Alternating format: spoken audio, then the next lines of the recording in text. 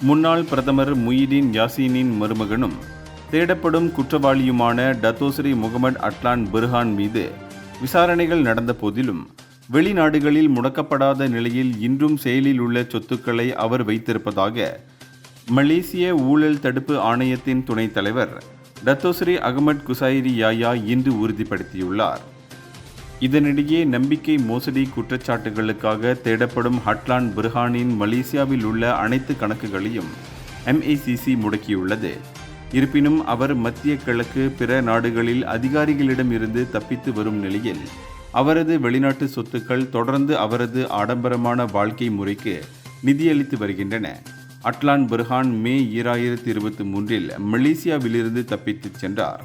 இந்த வழக்கு உயர் மதிப்புள்ள குற்றவாளிகளுக்கான சொத்துக்களை கண்டறிதல் மற்றும் அனைத்துலக ஒத்துழைப்பை மேலும் பலப்படுத்த அதிகாரிகளின் மீது அழுத்தத்தை ஏற்படுத்தியுள்ளது.